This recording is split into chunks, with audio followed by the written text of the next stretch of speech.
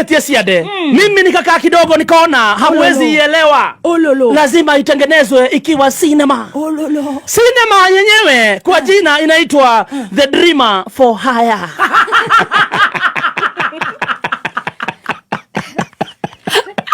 Ndirako thakira kwendira ici ni Mungu. Dreamer for Hire. Kumbuka starring kwa hii cinema, ashai kuandalia cinema nyingine inaitwa Minister of Sha. Pia hiyo ilinipita. Ashai tuandalia pia Broad Based Marriage. Na pia ashai tuandalia Korera Festival. Makosa kanipita hiyo. Sasa katika sinema nikikuandalia hii sinema yenyewe, kumbuka pale mara ya kwanza kabisa nilikuwa nimekuambia kwa sinema nyingine pale kulikuwa na mvurutano. Kuna hawa ukipenda zaidi ni Wakorino ama ukipenda Wakorintho. Walikuwa wamepanga kutakuwa na mkutano mkubwa wa maombi kumshukuru Maulana. Lakini kidogo kukakuwa na wasaliti watatu. Hawa watatu wakaambiliwa pesa kule ikulu.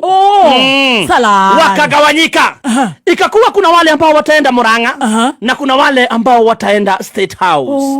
Makosha. Sasa jana ndiyo siku ikawadia. Wakaingia kwa magari zao kubwa hawa 7. Hawa wengine wakaekwa kwa basi za shule. Maskini. Na matatu za Namusako, wengine na Kanasako, wakaelekezwa kule ikulu. Masalale. Kufika ikulu ilikuwa wameandaliwa. Viti peke yake zilikuwa zimeandaliwa. Zimepambwa vizuri. Pulpit iko pale.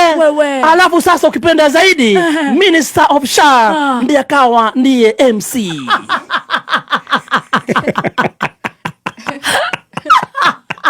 Hapo ndio makosa ili kuingilia.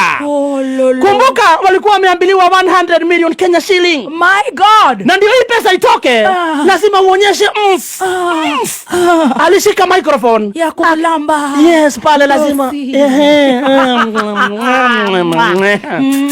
lazima mlambe. Ndio atoe kitu kizuri. Kushika microphone akasahau ako State House. Akafikiri ako Ihoro Stadium. Jangili dosi. Alikuwa anashautia mkuu wa majeshi, ungefikiria ako kwa bafu. Mr. President! Mr. President!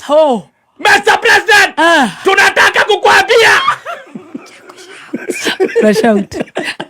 Hata ndio tulikuwa tunajiuliza, mbona unashout na ako hapo chini yako? Tunataka kukuambia. Makosha. Mungu ameniongea na roho. Akaniambia kama vile tulifikisha miaka 10. Gai. Hata wewe unapewa ingine 10.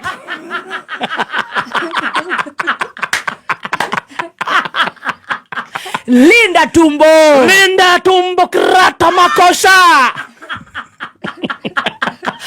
Wengine wakilinda mwananchi. Wengine wakilinda mwananchi, wao wanalinda tumbo.